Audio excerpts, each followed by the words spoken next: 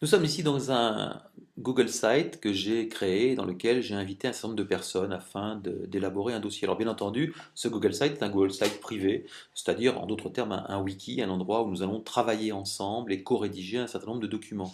Donc ce qui a été fait au départ, c'est qu'il y a eu une structuration qui a été faite pour le menu, donc pour créer un certain nombre de pages, de sous-pages et de sous-sous-pages éventuellement. Arborescence d'ailleurs, qui peut tout à fait être remise en cause au fur et à mesure de l'avancée de l'équipe et des idées qui vont être évoquées. Et puis après, donc chacune des pages, alors on va prendre par exemple la page Google Maps, est une page qui peut contenir des contenus assez variés, comme par exemple des textes, une image, on peut intégrer une vidéo qu'on a trouvée, donc on peut y mettre vraiment tous les contenus que l'on souhaite à l'intérieur de cette page, ce qui est un des gros avantages en termes de fonctionnement.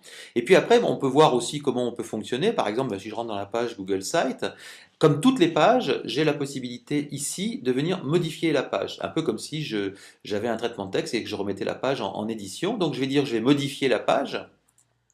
À ce moment-là, il m'ouvre à nouveau les droits pour pouvoir le faire. Je vais pouvoir venir, par exemple, modifier cette chose-là. Par exemple, je vais mettre le texte en plus gros. Et puis, donc, quand j'aurai fini de modifier ma page, je vais l'enregistrer. Et en complément, sur chacune des pages, j'ai deux choses particulièrement utiles. C'est que j'ai la possibilité d'y rajouter des attachements. C'est-à-dire qu'ici, par exemple, je vais choisir un fichier en disant, bah, tiens, voilà, je vais mettre ce petit fichier-là, je vais le joindre. Et donc, les autres participants du groupe vont pouvoir le récupérer et le télécharger si elles le souhaitent. Et puis, je peux rajouter aussi des commentaires pour venir dire, bah, tiens, on va dire, je vais mettre ce petit texte ici. Et puis, à partir de là, donc, mon texte est complet. Donc ce qui se passe, c'est que ma page est en fait trois composants. Un composant page dans lequel on peut mettre ce que l'on veut, un composant attachement dans lequel je vais pouvoir ajouter les différents fichiers dont j'ai besoin, et puis un composant commentaire où les différentes personnes du groupe vont pouvoir venir mettre leurs différents commentaires. Alors, l'autre intérêt aussi d'un Google Site, c'est qu'on a aussi un moteur de recherche, une espèce de Google interne qui va nous permettre de le faire. Et si par exemple ici je dis ben, quelles sont toutes les pages qui contiennent le mot page, ben, je vais trouver ici bien sûr tous les différents endroits où je vais pouvoir le faire, et ensuite ouvrir les différentes pages pour pouvoir le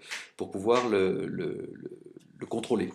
Ensuite, dernier point, c'est que à chaque fois, j'ai la possibilité de dire, par exemple, si je me mets sur cette page-là et que je veux être averti chaque fois que quelqu'un va venir la modifier, eh bien, je pourrais dire, ben voilà, je veux recevoir les notifications de mise à jour de la page.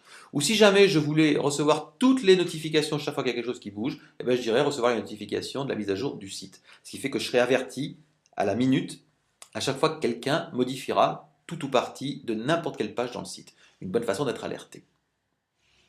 Alors maintenant que nous avons vu comment ça se passe dans un Google Site déjà créé, on va essayer d'en créer un. Donc quand on arrive sur le tableau de bord de Google Site, en allant sur site.google.com, on peut ici créer un site. On va donc lui donner un nom. Donc ici par exemple, je vais lui donner un nom qui va être par exemple intranet duo. Il va lui donner une adresse par défaut qui va être celle-là. Je vais choisir un thème si je le souhaite, comme par exemple, je vais choisir ce thème-là. D'accord. Et alors je peux bien sûr choisir d'autres options, comme par exemple dire si je veux que ce Google Site soit ouvert à tout le monde, en gros si je veux le considérer comme un site, ou si je veux seulement l'ouvrir aux personnes avec qui je choisis, donc plutôt dans une logique de wiki, dans la mesure où on va être en corrédaction, ce que je vais faire maintenant. Et ensuite, bien sûr, toujours le petit mot qui me permet de le lancer. Mon site est maintenant créé, mon wiki est maintenant créé. Et donc maintenant, donc je dispose de cette page d'accueil. Donc ce que je vais faire, c'est que je vais créer des nouvelles pages, et donc je vais commencer à créer mon arborescence. Je vais par exemple créer, par exemple, projet, je vais le créer ici. Voilà, je vais lancer une nouvelle page qui va être, par exemple, donc je vais enregistrer ma page. Je vais me remettre là, et puis je vais créer une page qui va être équipe, par exemple. Alors après, bien sûr, toutes ces choses-là, je pourrais les modifier, créer une organisation différente, etc. Et puis je pourrais éventuellement, sous équipe, venir créer, donc je vais enregistrer ma page équipe, et je vais créer une nouvelle page qui va être organisation, par exemple. Et organisation, je vais le mettre sous la page équipe, et comme ça, je vais commencer à créer mon arborescence.